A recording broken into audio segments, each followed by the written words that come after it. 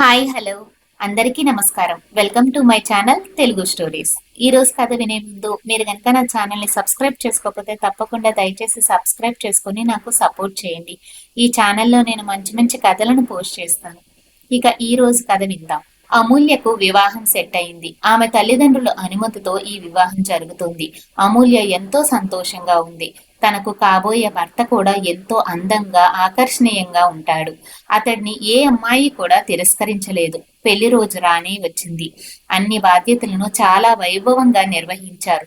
పెళ్లి జరిగిపోయింది. అమూల్య తన అత్తగారింటికి వెళ్ళింది.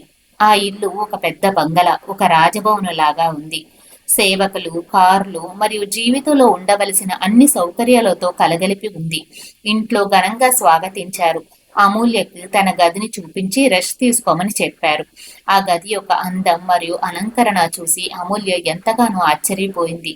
చాలాసేపటికి అమూల్య భర్త కార్తీక్ వచ్చాడు. అమూల్యను చూస్తూనే అతడు తన మొహాన్ని అసహనంగా పెట్టాడు. నువ్వు పెద్ద అందంగా ఉంటాను అని అనుకుంటున్నావా? కానీ అస్సలు కాదు. నీకంటే నేనే చాలా రెట్లు అందంగా ఉంటాను. నువ్వంటే నాకు అసలు ఇష్టం లేదు. నా నుండి ఎటువంటి ప్రేమనే నువ్వు ఆశించవద్దు అన్నాడు. కార్తీక్ ఆ మాటలు అనటంతో అది విన్న అమూల్య ఎంతో ఆశ్చర్యపోయింది. అతడు ఎంతో కోపంగా చెప్పే విధానాన్ని చూసి అతడి వైపు చూడడానికి కూడా ధైర్యం చాలక అలా ఉండిపోయింది. అప్పుడే అతడు ఆమెతో మళ్ళీ అన్నాడు, ఈ విషయం ఈ గది నుంచి బయటికి అస్సలు వెళ్ళకూడదు. ఒకవేళ వెళితే నేనేం చేస్తానో నాకే తెలియదు. ఈ రహస్యం శాశ్వతంగా దాటి మన నుంచి వెళ్ళకూడదు అన్నాడు. అలాగే నా తల్లిదండ్రుల్ని నీ సొంత తల్లిదండ్రులాగా భావించి వారికి సేవ చెయ్యి. కానీ నా విషయంలో మాత్రం ఎటువంటి జోక్యం చేసుకోరాదు అని చెప్పాడు. అతడి మాటలు విన్న తర్వాత అమూల్య కళ్ళల్లో కన్నీళ్లు నిండిపోయాయి. తర్వాత అతడు బయటికి వెళ్ళిపోయాడు. అమూల్య ఎంతో బాధపడుతూ ఏడుస్తూ కూర్చుంది. ఇష్టం లేదని తనని ఎందుకు పెళ్లి చేసుకున్నాడు అని బాధపడుతూ ఉంది. తర్వాత ఆమెలో చాలా ఆలోచనలు వస్తూ ఉన్నాయి. ఆలోచనలతో అలాగే పడుకుని ఉంది. చాలాసేపటి తర్వాత కార్తీక్ వచ్చి, ఓయ్, నువ్వు పడుకోవాల్సిన బెడ్ అది కాదు. నువ్వు వెళ్ళి కింద పడుకో. నేనొక్కడనే బెడ్ పై పడుకుంటాను అన్నాడు. దాంతో భయంతో కిందకి వెళ్ళిపోయింది. కానీ ఒకటే ఆలోచించింది. ఇప్పుడు నేనేం చేయాలి? తనకు ఇష్టం లేని పెళ్లి ఎందుకు చేసుకున్నాడు అని ఆలోచిస్తుంది. ఈ విషయం నా తల్లిదండ్రులకి చెప్పాలా అని ఆమె అనుకుంది. కానీ తల్లిదండ్రులు చాలా సున్నితమైన మనసు కలివాళ్ళు. పైగా ఎన్నో కష్టాలు పడి తనను పెంచి చదివించి ఇప్పుడు ఇంత కట్నం ఇచ్చి తనకి పెళ్లి చేశారు. ఈ పెళ్లి చేసిన తర్వాత వాళ్ళ స్తోమతి కూడా అప్పుల్లో పాలైంది. అప్పులు చేసి మరీ పెళ్లి చేశారు. అమూల్య వాళ్ళ నాన్నకు ఇంతకు ముందే ఒకసారి హార్ట్ అటాక్ కూడా వచ్చింది. తన తల్లి ఆరోగ్యం కూడా అంతంత మాత్రమే ఉంది. ఇటువంటి సమయంలో వారికి ఈ విషయం తెలియజేస్తే వారి ఆరోగ్యాలు ఏమవుతాయో అని ఆమె భావించి దాంతో భయంతో ఈ విషయాన్ని ఎవరికి చెప్పకూడదని అనుకుంది. తర్వాతి రోజు ఉదయం అతడు ఆఫీస్కి వెళ్ళిపోయాడు. నాకు ఆఫీస్లో కాస్త పని ఉంది, నేను అర్జెంటుగా వెళ్లాల్సిన అవసరం వచ్చింది. సాయంత్రం రిసెప్షన్కి రెడీగా ఉండు అని చెప్పి వెళ్ళాడు. అమూల్యకు ఏం చేయాలో అర్థం కావడం లేదు. మనసంతా చాలా బాధగా ఉంది. కానీ అత్తవాళ్లతో మాత్రం ఆమె బాధని చూపించలేక బాగున్నట్టుగా నటిస్తూ ఇష్టంగా ఉన్నట్లుగా ఉంది. తనకు ఇష్టం లేని భర్తతో ఈ ఇంట్లో ఎలా ఉండాలో తనకి అర్థం కావడం లేదు. సాయంత్రం రిసెప్షన్ టైం అయింది.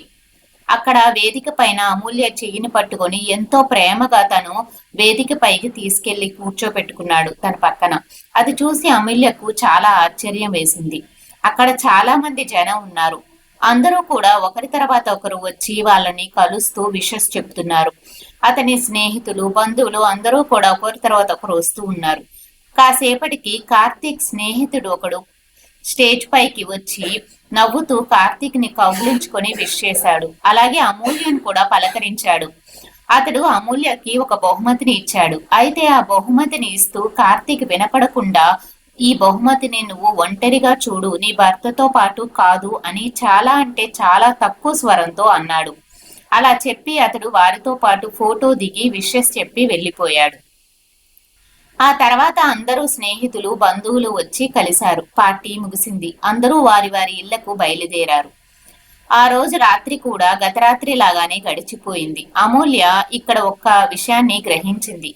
ఒక గదిలో రెండు ప్రపంచాలు, ఒకటి తన భర్తది, మరొకటి తనది. ఆ మూసి ఉన్న గది లోపల జీవితం ఒక దినచర్యగా అనుసరించడం ప్రారంభించింది. అతడు ఉదయం ఆఫీస్కి బయలుదేరడం, ఆ సమయం అంతా అమూల్య అతడి తల్లితో గడిపేది. ఒకరోజు రిసెప్షన్ లో గిఫ్ట్ ఇచ్చిన ఆ వ్యక్తి తన తల్లితో పాటు ఇంటికి వచ్చాడు. అమూల్య అత్తగారు, అమూల్య ఇద్దరూ కూడా వాళ్ళని సాదరంగా లోపలికి ఆహ్వానించారు. కార్తీక్ కూడా తన స్నేహితుడిని ఎంతో ఆప్యాయంగా పలకరించాడు.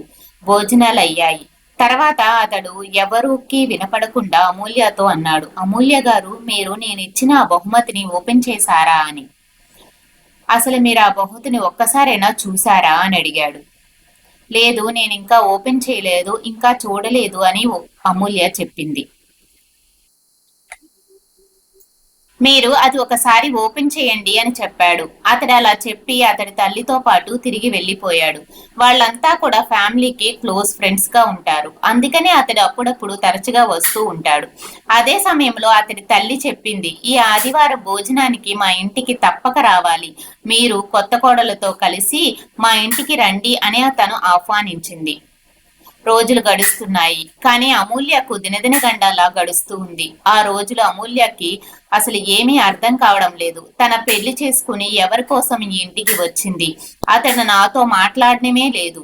తనతో అసహనంగా ఉంటున్నాడు. ఇటువంటి ఇంట్లో నేను అసలు ఎందుకోసం ఉండాలి? ఎవరి కోసం ఉండాలి? తనకి నేను ఏమాత్రమూ ఇష్టం లేదు. అలాంటప్పుడు నేను ఇంట్లో ఉండి మాత్రం ఏం చేస్తాను అని ఆలోచిస్తుంది. ఆమె ఆ బహుమతి గురించి మళ్ళీ మర్చిపోయింది. ఆదివారం రానే వచ్చింది. వారింటికి వెళ్లాలని అమూల్య అత్తగారు కార్తీక్కి గుర్తు చేసింది. మీరిద్దరూ కూడా వెళ్ళి రండి, కొత్త దంపతులు కదా, భోజనానికి మీరు వెళ్తేనే బాగుంటుంది అని చెప్పింది. దాంతో అమూల్య, కార్తీక్ కారులో బయలుదేరారు. తన తల్లి ముందు ఎంతో బాగా ప్రవర్తించిన అతడు కారు ఎక్కగానే అమూల్యకు ఒక అపరిచితుడిలాగా, ఒక శత్రువులాగా వెంటనే మారిపోయాడు. ఆమెతో ఒక్క మాట కూడా మాట్లాడలేదు. ఆమె తన పక్కన కూర్చోవటం కూడా తనకి అసలు ఇష్టం లేదు. కారు వారింటి ముందు దాకా వచ్చింది. తర్వాత ఇంటి ముందు ఆగింది. ఇద్దరూ కూడా దిగారు. అవతలి వాళ్ళు ఎంతో ఆప్యాయంగా వీరిని లోపలికి ఆహ్వానించారు. పలకరింపులు, మాటలు అయ్యాక భోజనం కూడా అయ్యింది. ఆ సమయంలో ఆ గిఫ్ట్ ఇచ్చిన ఆ అబ్బాయి ఆమెతో మాట్లాడుతూ, బాగున్నారా, మీరు నేను ఇచ్చిన ఆ గిఫ్ట్ ని ఓపెన్ చేశారా అని మళ్ళీ అడిగాడు. అమూల్య చెప్పింది, మీరు ఆ గిఫ్ట్ ని ఓపెన్ చేయమని చెప్పారు, కానీ నేను అది మర్చిపోయాను, నేను దాన్ని ఓపెన్ చెయ్యలేదు అని. మీ భర్తకు తెలియకుండా ఓపెన్ చెయ్యండి అని అతడు చెప్పాడు. దాంతో అమూల్య ఆశ్చర్యపోయింది. తర్వాత వాళ్ళు ఇంటికి వచ్చారు. గదిలోకి వెళ్ళాక కార్తీక్ అమూల్య చేతుల్ని గట్టిగా పట్టుకున్నాడు. దాంతో ఆమెకు చాలా ఇబ్బందిగా అనిపించింది. ఎందుకు ఇలా చేస్తున్నారు అని అమూల్య అడిగింది.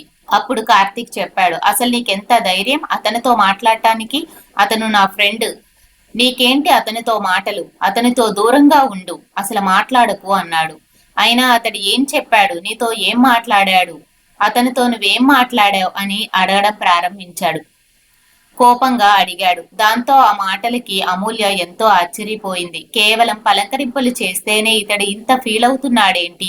పైగా అతని ఫ్రెండ్ అతనికి తెలియకుండా ఓపెన్ చేయమని ఒక గిఫ్ట్ ఇచ్చాడని తెలిసి అతను ఏమంటాడో అని ఆ విషయాన్ని అతడికి చెబితే ఇంకా తీవ్రం అవుతుందని అనుకుని ఏమీ చెప్పకుండా మాట్లాడలేదు. మీరెందుకు ఇలా ఫీల్ అవుతున్నారు? అతడు కేవలం బాగున్నారా అని అడిగాడంతే, అంతకు మించి ఏమీ అనలేదు అని చెప్పింది. అప్పుడు కార్తీక్ చెప్పాడు, నువ్వు ఎవరితోనో కూడా మాట్లాడకూడదు, ఏ అబ్బాయితోనో కూడా నువ్వు మాట్లాడకూడదు అన్నాడు. అతడు కోపంగా అలా చెప్పి రూమ్ నుంచి వెళ్ళిపోయాడు. మరుసటి రోజు ఉదయం కార్తీక్ ఆఫీస్కి వెళ్లిన తర్వాత అమూల్య తన గది తలుపులు వేసుకుని అతడిచ్చిన ఆ బహుమతిని ఓపెన్ చేసింది. అంతే, అందులో ఒక లెటర్ ఉంది. ఆ లెటర్ చదివి ఆమె ఒక్కసారిగా షాక్ అయ్యింది. అందులో ఇలా ఉంది, అమూల్య గారు, చూస్తూ చూస్తూ మీ జీవితం పాడైపోవడం నాకు అసలు నచ్చడం లేదు.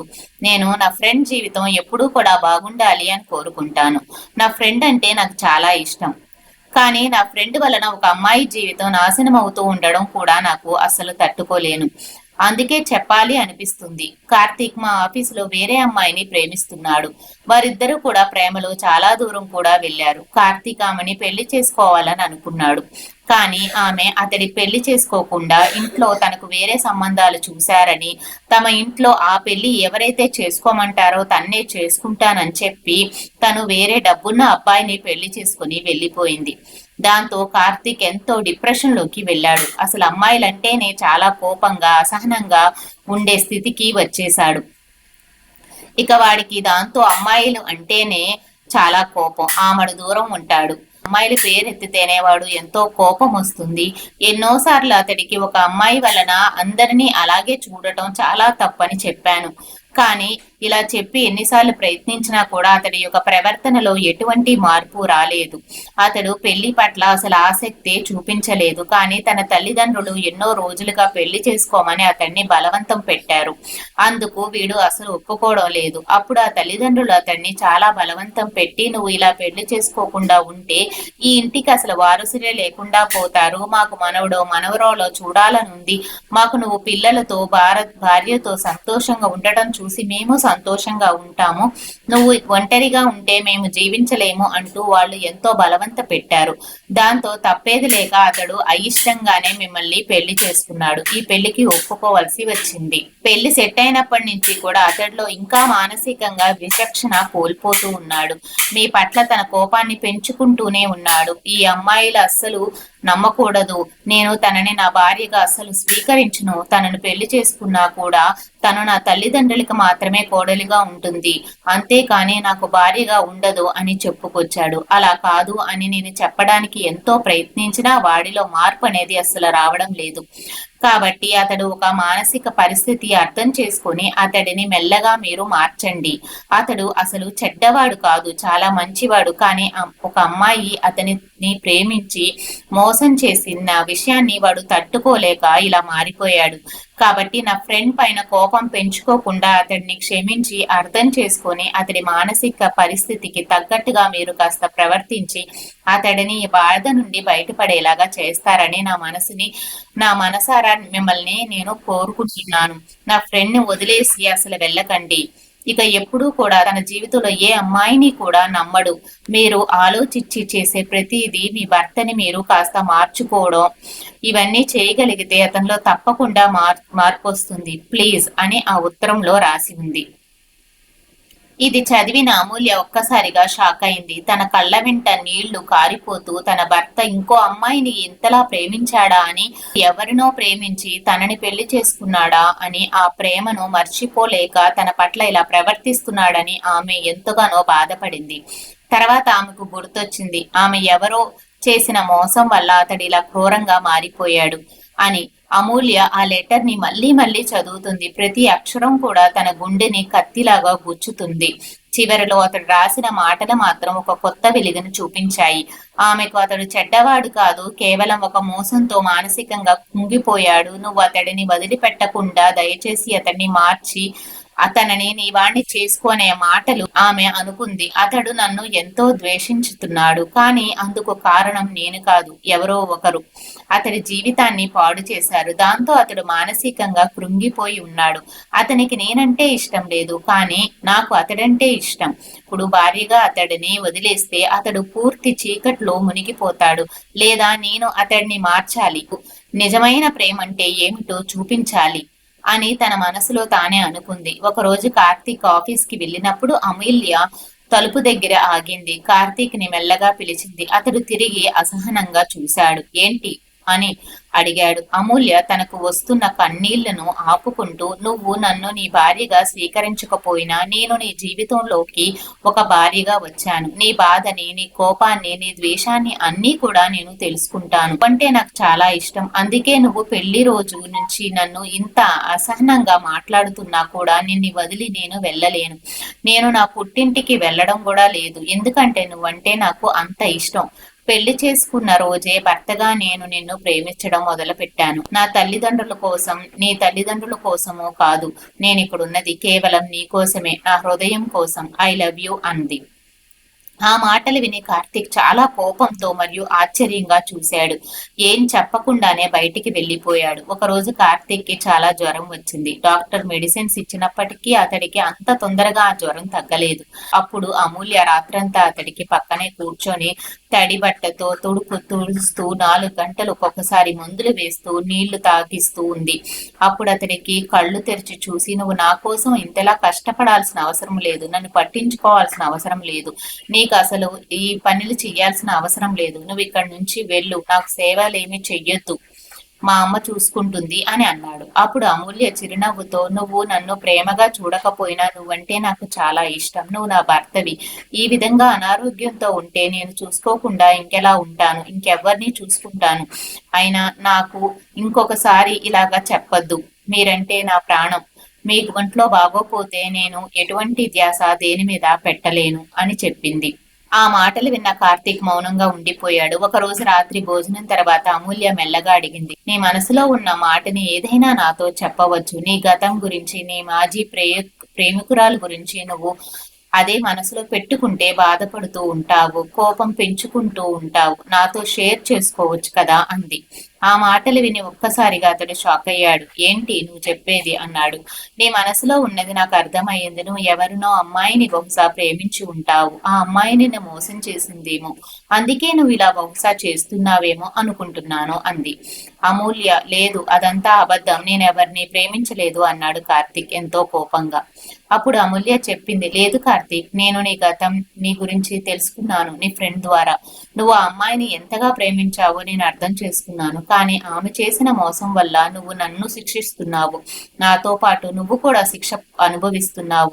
దాంతో అతడు కోపంగా లేచి అక్కడి నుంచి వెళ్ళబోబోయాడు. కానీ అమూల్య అతడిని చెయ్యిని పట్టుకుని ప్రేమగా, ఒక్కసారి వెళ్ళిపోతే మళ్ళీ దక్కదు అనుకుంటున్నావు. ఒకరు మోసం చేస్తే అందరూ అలాగే ఉంటారనుకుంటున్నావు. కానీ నిజమైన ప్రేమ అలా ఉండదు. నిజమైన ప్రేమ అంటే ఏంటో నేను నీకు చూపిస్తాను. మన జీవితాన్ని సరికొత్తగా మొదలు పెడదాం అంది. అతడి కళ్ళల్లో కన్నీళ్లు తిరిగాయి. చాలా కాలం తర్వాత అతడికి మనసులో కదలిక మొదలయ్యింది. ఒకరోజు కార్తీక్ తల్లి ఆరోగ్యం బాగా పాడయింది. అమూల్య రాత్రంతా కూడా, ఉదయమంతా కూడా ఆమెకి సేవలు చేస్తూ, మందులిచ్చు, భోజనం పెట్టి తన్ని కంటికి రెప్పలాగా చూసుకుంది. అస్సలు విసుక్కోకుండా తన సొంత తల్లిలాగా సేవ చేసింది. అంత ప్రేమగా సేవ చేయడం చూసి కార్తీక్ నిశ్శబ్దంగా చూస్తూ కూర్చున్నాడు. అప్పుడు అతడికి అనిపించింది, తనని నేను ఎంతగానో బాధించాను, ఎన్నోసార్లు తిట్టాను. అయినా కూడా ఆమె ఇక్కడ నా కోసం ఉంటుంది. నా తల్లికి ఎంతో సేవ చేస్తుంది. తను సొంత వారి లాగా తనని చూసుకుంటుంది. మా అందరికీ తను మా కుటుంబ సభ్యుల్లాగా అయిపోయింది. వదిలేసి నేనే సర్వస్వం అనుకుంటుంది. ఇక్కడికి వచ్చి అమూల్యను నేను ఎంతో బాధ పెట్టాను అని తన మనసులో అనుకున్నాడు. అప్పుడు అమూల్యతో చెప్పాడు, నువ్వు ఇంత కష్టపడాల్సిన అవసరం లేదు. మా కోసం నువ్వు ఓడలిగా మాత్రమే వచ్చావు, సేవకురాలిగా కాదు. ఈ పనులు చేయటానికి ఇక్కడ సేవకులు ఉన్నారు. మా ఇంట్లో అందరూ ఉన్నారు, వాళ్ళు చేస్తారు అన్నాడు. అప్పుడు అమూల్య అనింది, సేవకులు ఇంట్లో పనులు చేస్తారు కానీ ఆప్యాయతను అందించలేరు అంది. ఆ మాటలు విన్న కార్తీక్ మౌనంగా వెళ్ళిపోయాడు. కొన్ని వారాలు గడిచాయి. ఒక రాత్రి కార్తీక్ అమూల్య గదిలోకి వచ్చి కూర్చున్నాడు. అమూల్య, నువ్వెందుకు ఇలా చేస్తున్నావు? నేను నిన్ను ఎప్పటికీ అంగీకరించను అన్నాడు. అప్పుడు అమూల్య చెప్పింది, కానీ నా హృదయం అంతా నీకే. నీ బాధ, నీ కోపం, నీ ద్వేషం అన్నీ కూడా నాకు తెలుసు. నువ్వంటే నాకు చాలా ఇష్టం. నీలో మంచి మనసు ఉంది. నేను దాన్ని బయటికి తేవాలని ప్రయత్నిస్తున్నాను. నీ కోపం, ద్వేషం, నిరసన అడ్డంకులన్నీ తొలగించి మన జీవితం చాలా బాగుంటుంది అని నీకు చూపిస్తాను అంటుంది. ఆ రాత్రి నుంచి కార్తీక్ ప్రవర్తన పూర్తిగా మారింది. అమూల్యతో మాట్లాడడం మొదలుపెట్టాడు. చిన్నగా నవ్వడం ప్రారంభించాడు. అలా రోజులు గడుస్తూ ఉన్నాయి. ఆమెపై ప్రేమను పెంచుకున్నాడు. ఆమెను తన భార్యగా, గౌరవంగా అందరికీ పరిచయం చేయడం ప్రారంభించాడు. అమూల్యతో ఎంతో ప్రేమగా ఇప్పుడు ఉంటున్నాడు. అమూల్య తన సహనంతో, ప్రేమతో, పట్టుదలతో అతన్ని జీవితాన్ని మార్చింది. ఇద్దరి మధ్య పెరిగిన ఆ కొత్త బంధం ఇప్పుడు నిజమైన ప్రేమగా మారింది. చూశారు కదండి. ఈ కథ గనక మీకు నచ్చినట్లయితే తప్పకుండా నా ఛానల్ని సబ్స్క్రైబ్ చేసుకొని నా వీడియోకి లైక్ చేయండి. ధన్యవాదాలు.